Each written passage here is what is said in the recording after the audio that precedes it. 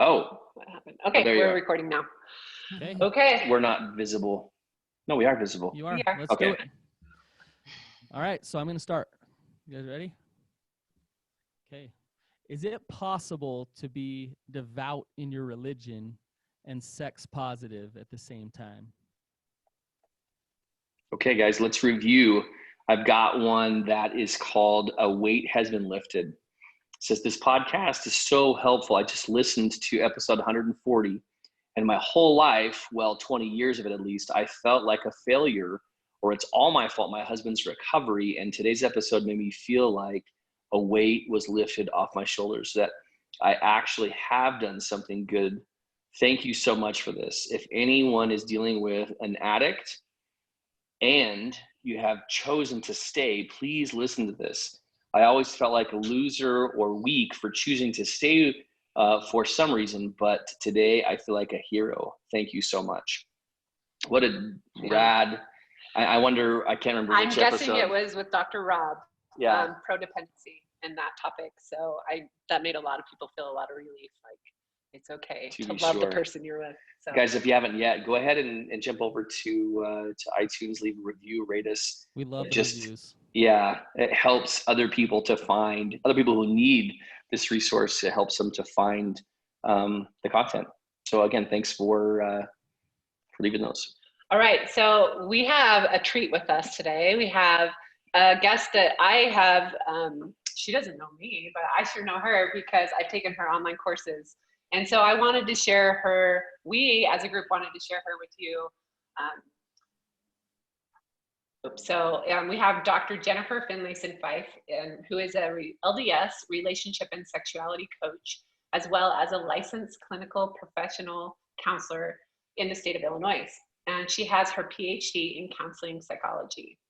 So in addition to her dissertation research on LDS, which is the Church of Jesus Christ of Latter-day Saints or Mormon, women's sexuality and the relationship to desire. She's also taught college-level human sexuality courses and focuses on the LDS individuals and couples achieving greater satisfaction and passion with their emotional and sexual relationships. And she does a lot of online.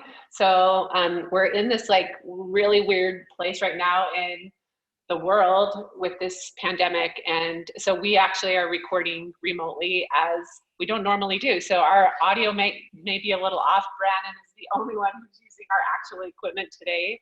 So he'll sound great.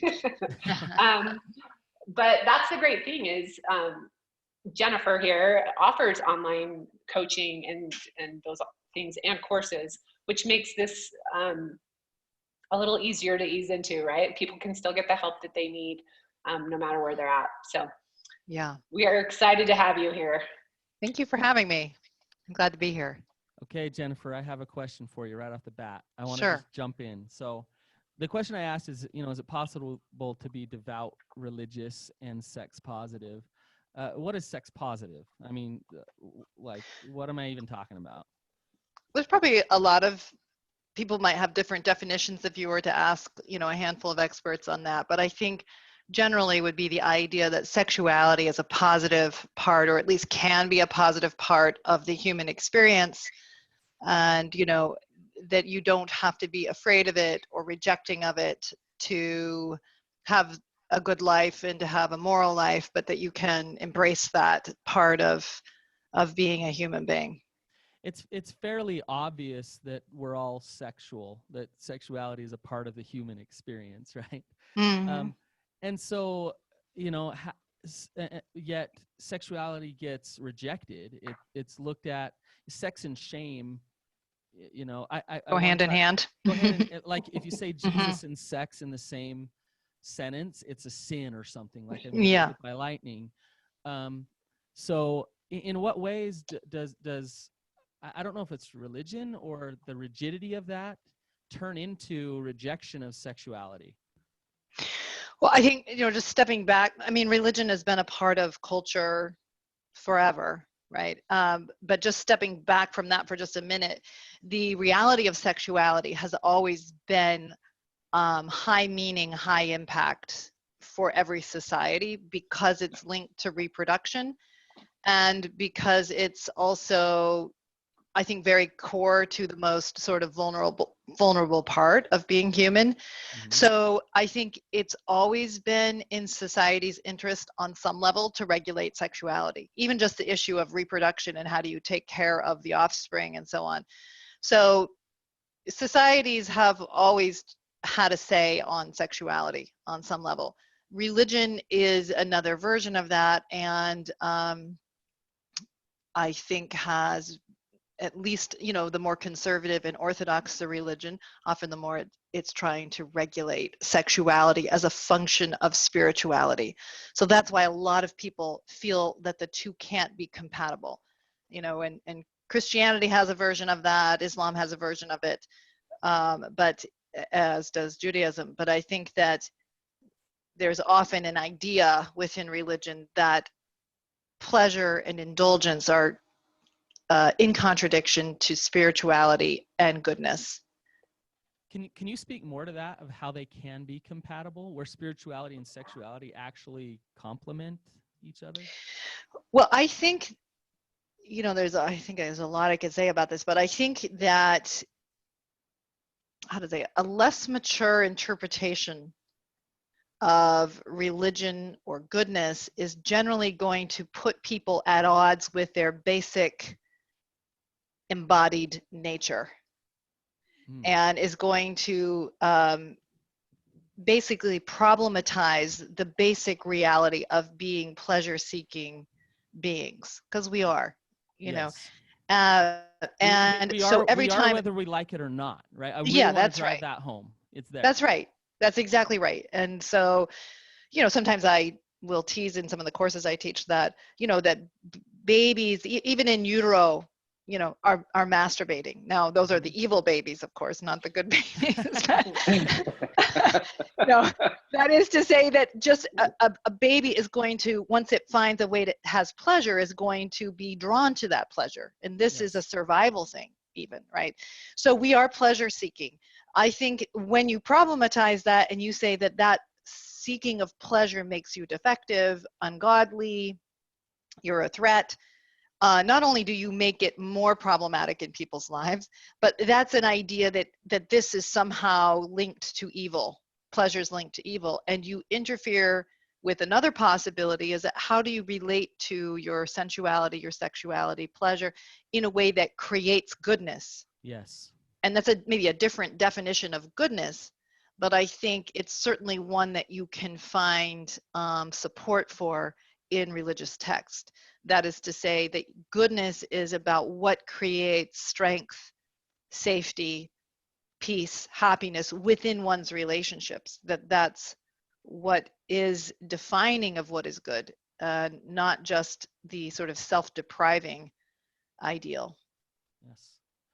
So sex, Ashlynn and Coby, if I'm talking too much, jump in. But I just have so many questions here. Sex can actually lead to connection to God, can actually lead to creation of love, and not just destruction and shame. That's kind of what I'm hearing you say. Most definitely. Most definitely. And some people have no sense of that because they have come out of relationship realities in which sex has been used to exploit, take advantage, to betray, right? So for a lot of people, that's just a mind bender of an idea. Or they've come out of a religious tradition in which sex is Satan's pathway or the pathway of evil.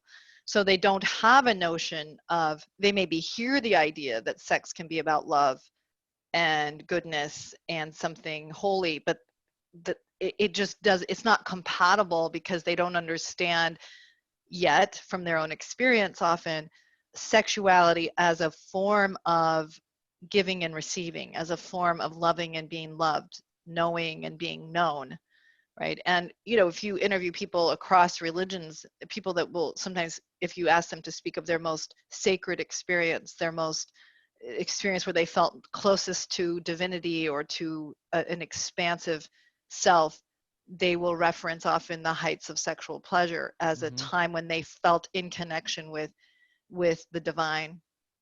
Yeah. You know, it's interesting. I'm going to pop in here because I feel like I had the double whammy, right? I was coming from this very religious community of sex is going to lead to bad things, right? So I just don't do it. And then I get married and think it's going to magically happen and be great. And then I feel betrayed in our relationship. So it was messy for me. It was very messy for me to figure this out. And I remember when I took your course, just being terrified, like, am I ready for this? And I know Brannon's like laughing because I did reach out to Brannon, like, wait, some of these things, I'm like, I'm worried that this is like triggering stuff. And it took me a while to go through it, to be like, these are good. Like, I want this. This is why I invested in this course, because I needed that. Mm-hmm. And it's been a journey for me to figure out that part of me, that kind of zoom out from the religious part and zoom out from this betrayal, and really, yes, and just embrace that self that I haven't. Right. I think what you're pointing to, which is what a lot of my clients and people that are in the courses speak about, is that it's stepping into deeper responsibility into your own life, and into a deeper sense of being an equal, or a person who can direct her life and embrace her sexuality and make choices. And that takes a lot of courage, rather than being in a more dependent or passive position that many of us, especially as women, have been socialized into. So there is a way to kind of, even though that has negative implications for your sense of strength, your sense of self, your peace of mind, there's a kind of pseudo safety in it, because you can hide behind, I'm a victim of you. I don't mean that that's not real, but I can hide behind, I'm a victim of you. I can hide behind my fear. And stay stuck. And stay stuck, which for many of us, it just feels easier than confronting our lives and asserting ourselves. And I think this is what the worst version of religion can tempt us into. Yes. Can you say more about that?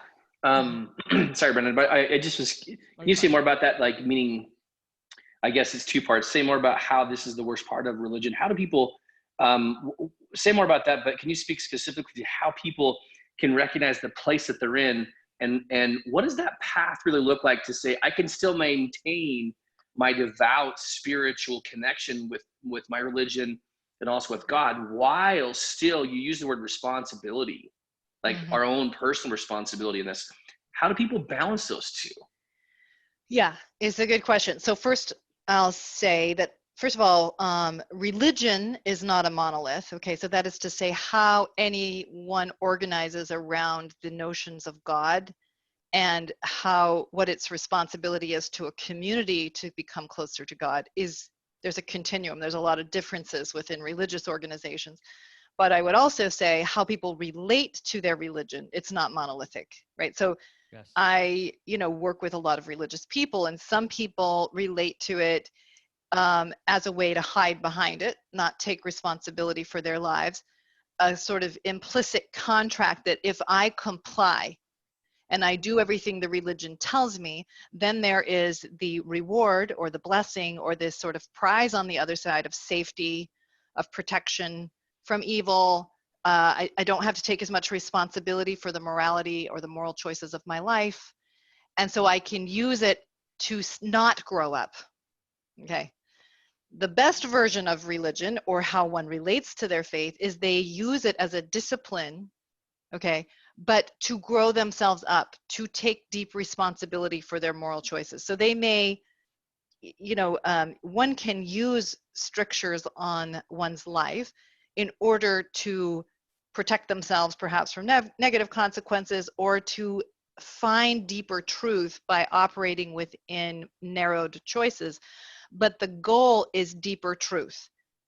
The goal is creating goodness. The goal isn't safety and hoping for safety through compliance. And a lot of people, I think Christ was quite vocal about this, that the Sabbath was made for man, not man for the Sabbath. That is to say, principles aren't, or compliance or observance isn't the goal. It's what does observance create in you. And it gets measured by whether or not it creates your ability to love God, self, and other. And if it's not creating that in you, you have to question whether or not it has anything to do with God or goodness. And so Christ was very vocal about challenging the Sadducees and the Pharisees, who kept using the auspices of religion to say we are good. Yes. Right. And so, yeah. So very human thing to do. So Jennifer, I love what you just said. I love what I'm hearing you say to me. Yes. Is that my religion is there to help me have a higher level of self-discovery, have like a better, healthy sexuality in my life. Yes. It's not there to shut it down. It's faith. It's to really grow and learn and become fully who I am. And our sexuality is such an important part of that. It's not an evil thing that we shut down. Yes, it is. So I want to can I shift gears just a little bit? Sure. Ashlynn brought this up, and I think it's really important for our audience. You know, to be honest with you, Jennifer, you're very triggering to my clients. Not all of them, but many of them. Many of them eat your stuff up. They love it. Many of them don't. And it comes back to what you were saying earlier. You got the double whammy of very religious, on top of what we call betrayal trauma. They've been betrayed. Sex has been this painful, horrible thing in their life. And then you talk about erotica, you talk about masturbation, lust, even what the definition of lust is. For me to go there with my clients can be very overwhelming, almost to the point where they just can't. It's just scary, and it's, you know, lust or sexuality, erotica is so automatically evil. Yes. What would you say? Like, where do you start with somebody who's had such bad experiences, so to speak? I mean, I think what I would start with is just acknowledging that that's true. Like, they really have had negative experiences, and it certainly makes sense that their knee-jerk response is to reject sexuality. Yes. Right, like somebody who's been molested, it's not an uncommon response that you just shut the whole operation down, because it's a way of saying, I want to protect myself from harm. Right. So I think where I would start is to respect that response is a self-protective one, and to be self-protecting certainly makes sense.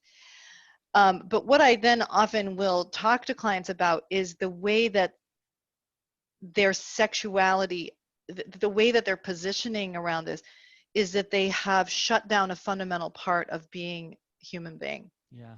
And they've shut down a really fundamental part, you know, in the case of many of my clients, of being a woman, and that they're allowing these negative experiences to rob them from being integrated with their whole selves and all of their strength. And so I'm trying to help them see, and they don't have to. I would never say to somebody like, you know, you can't be whole if you don't deal with this.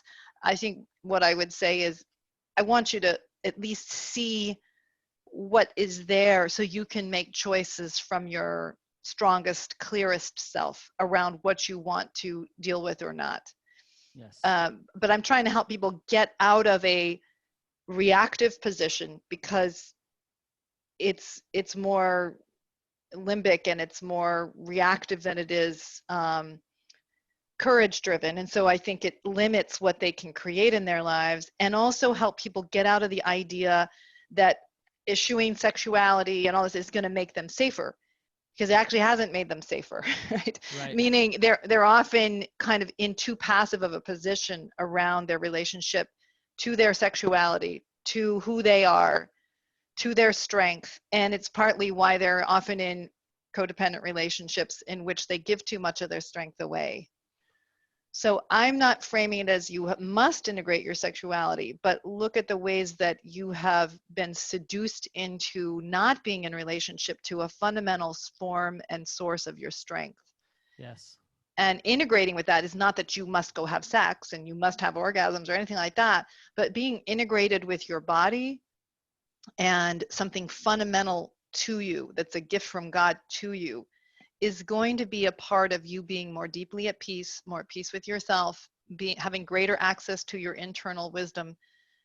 Because what I sometimes say is, if you want to rob a woman or a person, man or woman, from their strength, divide them from their sexuality. Yeah.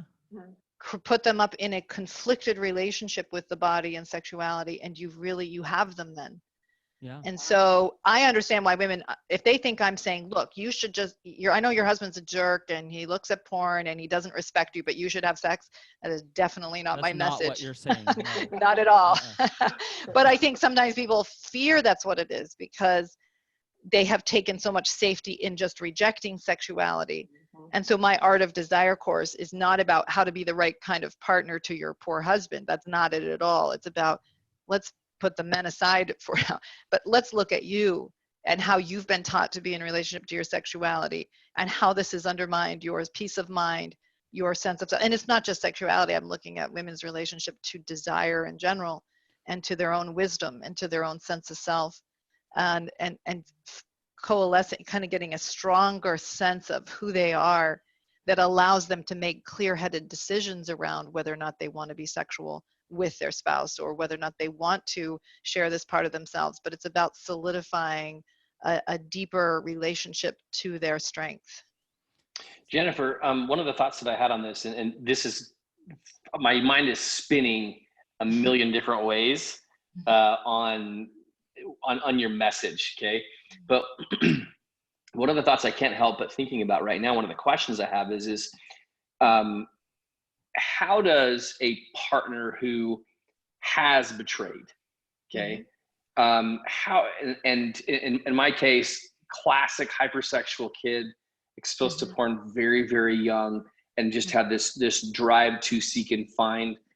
And I wasn't patient, we'll say, with Ashlynn, especially when discovery was made of my addiction to porn.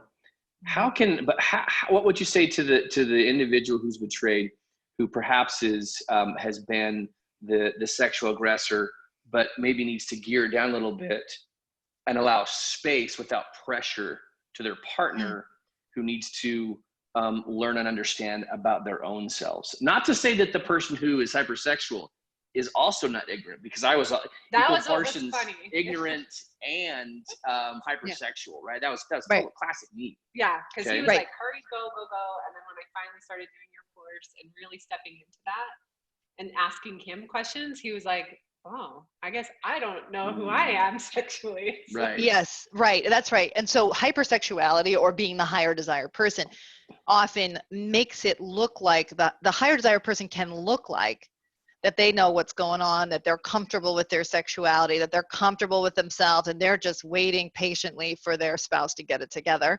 And that's just never true, okay? And classic Coby and Ashlynn. Yeah, classic. And because you can hide behind the idea, like, when are you going to love me and want me and gratify me sexually, and I'm being so patient, which is not a function of strength. That's needy also. Okay, so there's a lot of ways that this is you're sort of sticking your thumb into the middle of a big question, but let me try to think how to be efficient about this for a second. When someone is in pursuit of sexual so let me just back up a little bit more.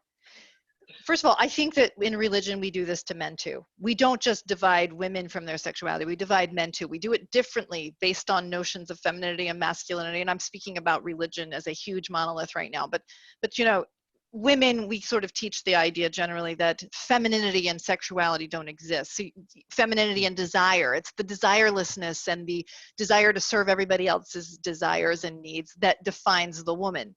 Men were more comfortable with the idea that they have desires and that they can be more hedonistic, but we also give them the idea that that sexuality is an entitlement of theirs and that a good wife will accommodate it, but we also can create anxiety. And okay, there you go, okay. And depending on the religion, if there's some anxiety about sex, also it's something you do to a woman, but you can hurt a woman through your sexuality too. So we have this sort of, you're the actor and you're kind of entitled to it, but you're also should feel kind of guilty about it the whole time. So we create a complicated picture that is designed to fail, whether or not we know it. I mean, we are offering this to our youth and so on unwittingly often. So when you have that dual message as a male, you're often very drawn to the illicit, the porn. First of all, we're wired up to be creative and to be curious about sexuality. My dad, as I've told in other podcasts, had a book on his top shelf called The Naked Communist. It was a political commentary book, but I scaled his bookshelf to see if there were any pictures. Okay, and my siblings like, no, don't bother. I've already looked. There's nothing in there. That's awesome. It's curious. You're naturally curious about it, but when it's linked to the forbidden, it gets a special power. Okay. And so it's, we set boys up, and I don't mean to say just boys, we set our young people up to get into a compulsive relationship with pornography. Okay. So people can go either into the compulsive version or the repressive version. Okay.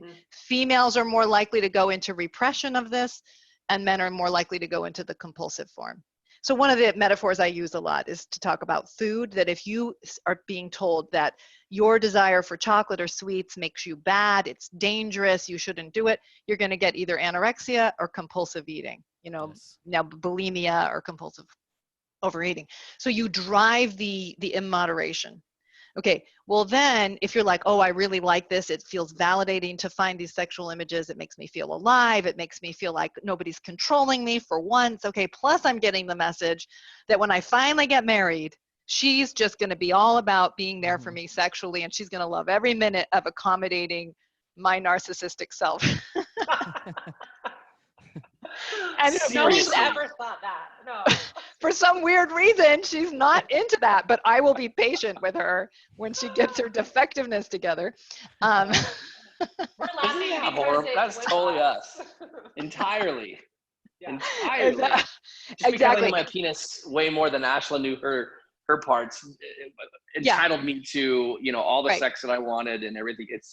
Well, and there's this implicit entitlement that often people grow up with, which is that the good wife will accommodate you. The good wife will be there for you so you don't look at porn. I mean, men get these messages all the time, and this is not a message of how do you create a sexually collaborative relationship, a relationship that makes two people happy. That's about accommodating each other's differences, about knowing each other, about, how do you create something that gives you both peace, and how do you handle the differences that you're going to have in what you desire and how often you desire and so on. Because as soon as somebody makes it about you should manage my feelings and my needs, you've turned it into work for the other person, and now they really don't want it. And then that drives the hunger in the higher desire person and the resistance in the low desire person. Then that higher desire person often gets resentful enough because you're supposed to be accommodating me, you loser. And then they go look at more porn. Okay. Yes. Or seek other women, which is what our case was. Yes, exactly. Or find some other woman who finally understands how great you are. And then, I mean, it's so funny and not funny. I don't mean to laugh, really. It's just because it's such painful stuff for people. But then, of course, that just drives why would I want to open up to you? You're so self-serving. You are so self-justified. You've never really wanted to make love to me because you don't want to know me because I don't validate you enough.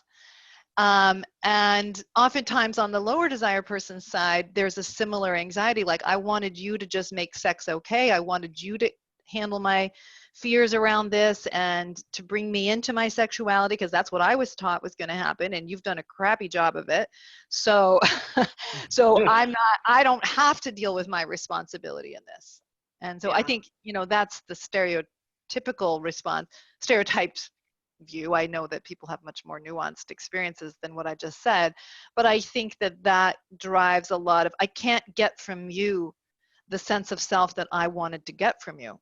And so I'm either going to handle it through more demandingness or less availability, but it drives this wedge. And the way that I try to help people to grow up is to confront their role in this dynamic and their immaturity, either their untrustworthiness or their inability to really love through their sexuality, and whatever version that takes within themselves. Mm-hmm. Jennifer, yes, there's this kind of undertone that I'm hearing that I think is really important, and it's for especially I think women to not take on this passive role and to actually assert themselves, to really explore their sexuality. And I know this is what your online course is about. But if you could give us just like a nibble, like what does that even mean for a woman to assert herself, to take control of her own sexuality? What does that mean? Well, I would first start with the idea that, how do I say this?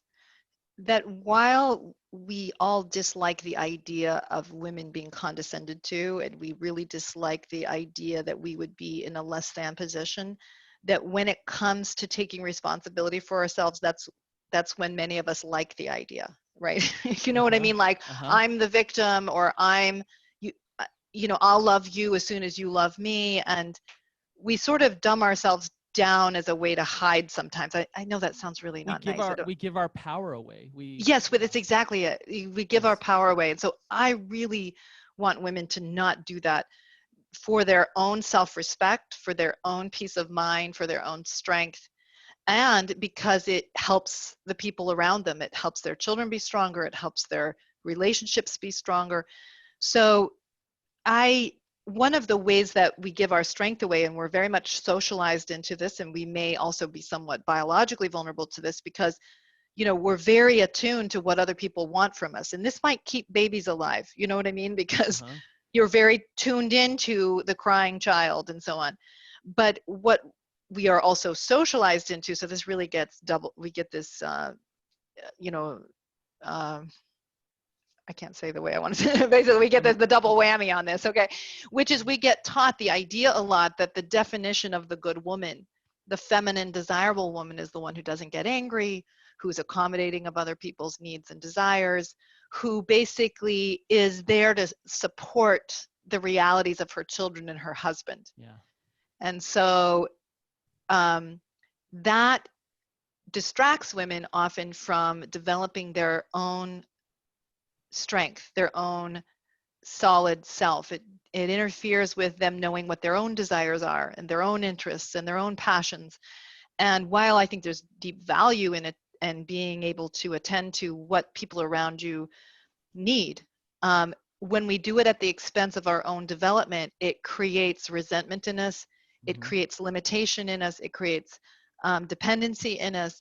And so we have a responsibility to being our strongest self. So I'm trying to help women to look at their own self-development, the way they've been taught to discard their sexuality in favor of a male-focused sexuality, meaning being there for men, as opposed to embracing and developing their own sexual selves. And then how that's very much, this solid self is linked to the capacity to be intimate with another person. Because if you don't feel worthy, and you're not clear about your own sufficiency, or even clear about the legitimacy of your sexuality, you're not going to be capable of intimacy, because you don't want to be known. You want to be validated through sexuality, told you're okay, but that's different than wanting to be known. And so to be able to really let another person know you, you have to do the work of really coming to peace with yourself, which is about letting go of perfectionism and this whole need to make everybody else think you're perfect, but being able to embrace your humanity, which is inclusive of your sexuality. So Jennifer, how do people do that how do they embrace that concept that you just described while sitting in a Sunday service, like a church service, and trying to reconcile that concept that you just described with being devout and challenging what the historical, cultural, religious norm has been for them? How can they be not limbic, as you mentioned earlier, but be conscious and challenge that norm that they've had, while still saying, I'm devout, it's okay? Sure. Well, okay, a couple thoughts. Yeah, because I think for many of us, people have learned that what constitutes me being a good member of my faith is my compliance and my deference to an external authority. That's what a lot of people have learned, is the definition of being a good anything, good Mormon, good Catholic, good, member of any faith. And I don't think of it that way, and I help my clients to not think of it that way. What it means is you may be Catholic or Presbyterian or whatever you are, and that you are living within that faith community doing what you believe is good, that your integrity leads you in those decisions. Yes. So you may reference what other voices are, you may reference what the scriptures are teaching you, you may reference these ideals, but your accountability is to your integrity and to God, right? And so, religions can, I don't know if you know Bonhoeffer, the German theologian. He basically plotted to kill Hitler. It's excellent documentary and book if you want to read it. But he was someone who was Bonhoeffer. It's the name of the man himself, Dietrich Bonhoeffer. And he basically, as a Christian, was calling out the anti-Semitism in Germany before Hitler came to power, and was really vocal about how unchristian it was, how wrong it was. He had other religious leaders trying to shut him down, telling him he shouldn't be saying that, fall in line. He actually came under enough pressure on his life that he came to the United States to find safety, but then his own integrity and conscience didn't allow it. And he actually went back and plotted to kill Hitler as an effort to try and save Jews, and was ultimately killed. Okay, but my point is, he used his religion to foster his integrity, right?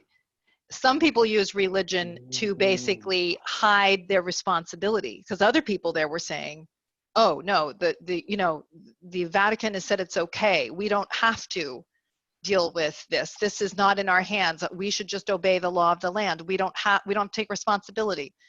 So you see, it depends on how one relates to the principles of and the tenets of their faith. Are they using it to drive their integrity and their responsibility to the moral conversation, or did they use it to hide? And it's so tempting to hide. Believe me, I like to hide. I mean, it's hard to speak up and have people get upset with you and dislike you and think you're doing ill. And the thing that will drive me sometimes is that I just have to think about it impacts real people, and I have a responsibility to articulate what I believe will help people, and tolerate that I can't make people understand me or like me. But that's what I think drives us into courage, is that what we do matters, and it has real implications for our lives, for our self-respect, for our relationships, and for other people who hear us. And so I always value integrity, even when people do things I don't think they should do, or even if I don't agree with it, if it's really driven by an honest responsibility, I have deep respect for it. Mm-hmm. And we need more of that in our government, as we all know. More responsibility to the people rather than compliance within a group. Mm-hmm.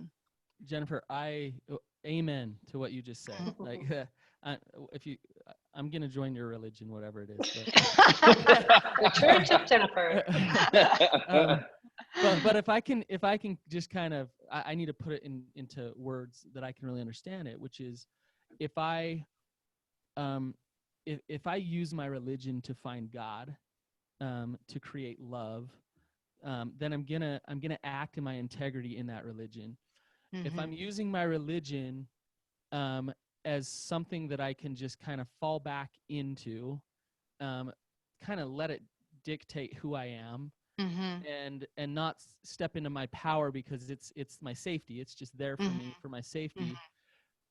then it actually it becomes that for me. But in some ways it gets in the way of me creating and me really stepping into my integrity. And yes. And I think that if I'm using my religion that way, and it gives me all of these rules mm-hmm. about what I should be sexually, it can mm-hmm. really shut me down sexually. It can That's right. It can take that from me. That's right. Yeah. And I think there's this implicit contract that I talked about earlier that I think a lot of my clients, I think they're operating within. For example, when I was in high school, my really good friend I was devout. Like, I didn't drink alcohol or do anything like that. I was just sort of obeying the tenets of my faith.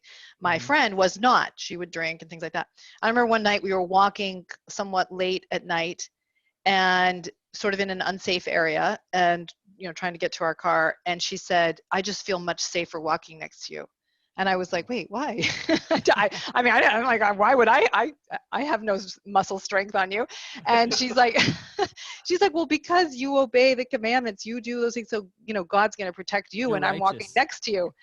And it was really striking because I didn't grow up in a family that thought that way. And so I just never had thought of that idea, that I would somehow get protection that she doesn't because I obey and she doesn't. Like, I don't think that's really a good version of God. But a lot of us sell that idea that you get this safety, and the paradox and the sad thing is people don't get safety. Right. That's the bad things happen. I mean, it actually makes them less safe because they're not taking responsibility for their choices and the implications of those choices.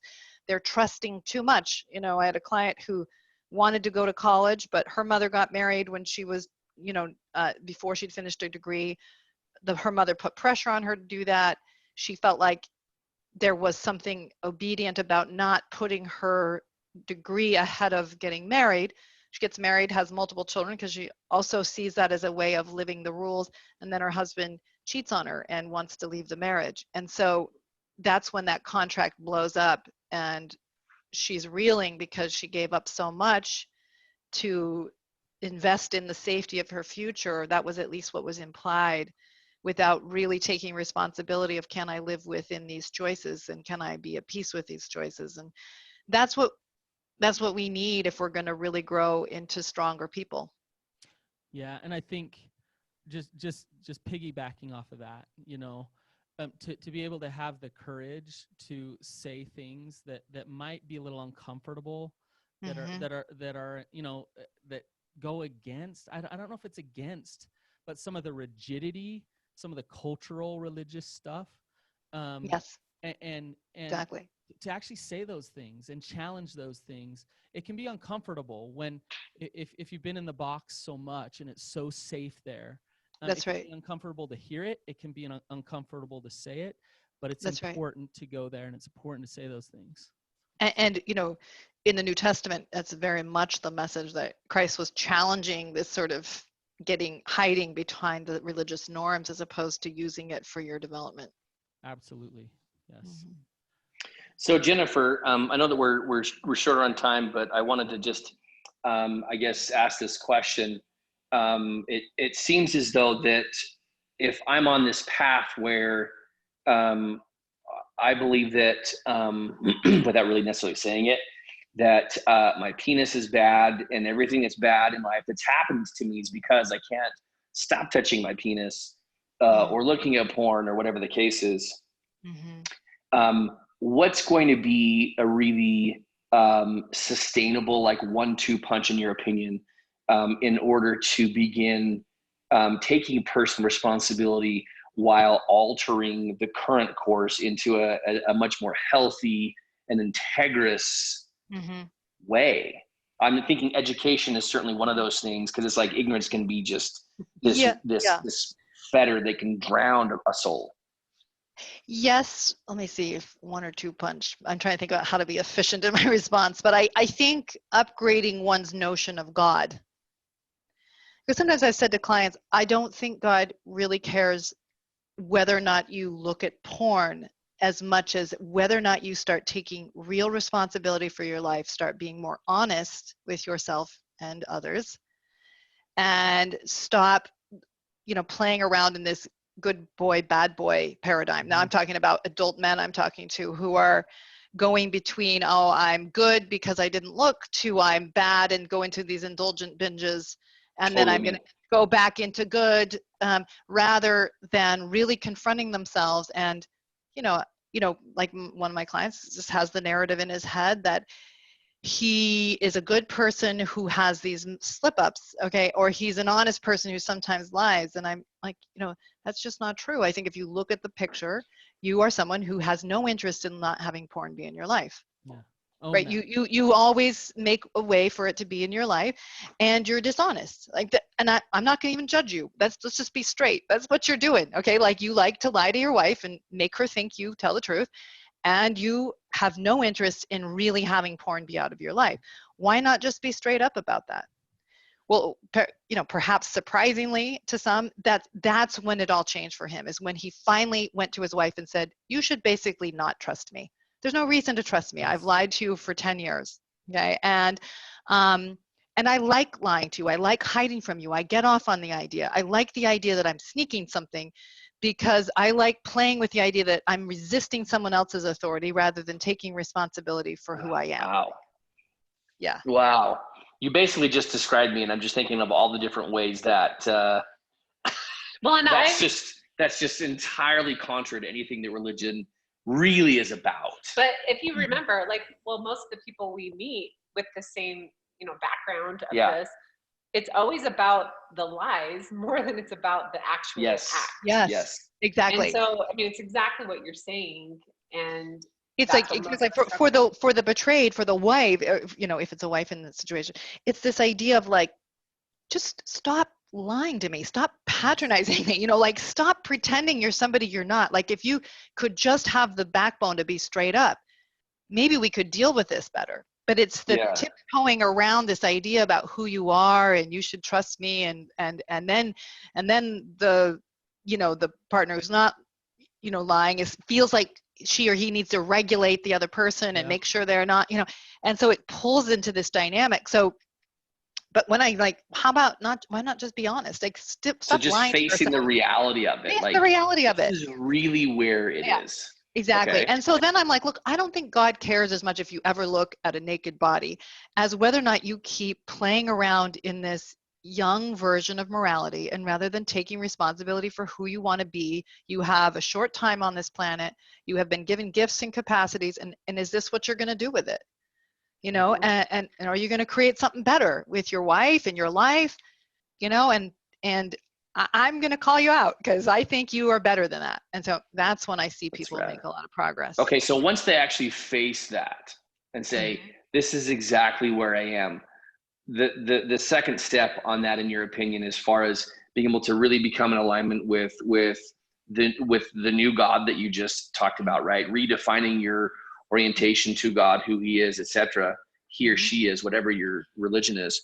But what would be the next step on that after you face it's deeper. It's taking deeper responsibility for the implications of your behavior, right? Rather than I'm sneaking something, or I'm not doing it anymore. Now I'm being good. Rather than, what is it that I actually want to create? What do I want my life to be about? What do I want my legacy to be about? What kind of, do I want to teach my children how to be this person that lies and hides and and is entitled on some level? Or do I want to teach my children about somebody who's able to be a strong human being, basically be consistent and congruent with who he or she is? And nobody gets away with things. I mean, I think we think we can hide things, but our kids map who we are, basically.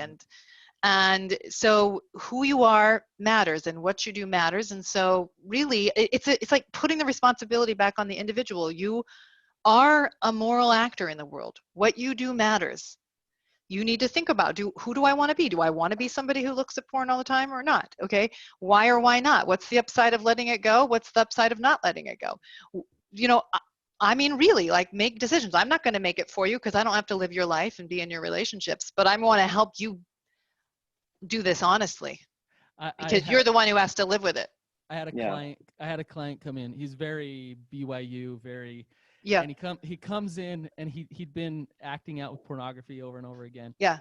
And he comes in and he's like, Brannon, I want to be a porn star. And he expected me to freak out and talk him out of it. And I said, good, we're making some progress. That's awesome. Okay, yes. All right, so now let's talk about how that would look in your life. Like, what are the consequences? Is this excellent response in your integrity? Exactly. That's a great response, because I do this a bit with my teenager. It's like, I just don't even care. I don't even want to go to school anymore. And I used to be like, you have to go to school. What are you talking about? You don't go to school. You have to, like, and I've gotten a little wiser and just be like, okay, well, what would be the upside of not going? What would be the things that you would like about it? What would be the downside? What's the upside of actually doing well in school? What's the downside of doing well? And, you know, it just helping him take responsibility for his life rather than being in a power struggle with his parents. Yes. Okay, I know we need to wrap up. So, Jennifer, I know you have retreats that sell out in like 5 minutes. Yes. Back before social distancing. Yes. Yes. But you do have one coming up, don't you? Well, I do. I have one we just canceled the one to Dallas that was sold out. That was going to be this week. Sadly, I know. Sorry. And I know. And we had another one in Calgary in April that we decided to go ahead and cancel, or I should say postpone. Right. So we will hopefully as soon as things are good.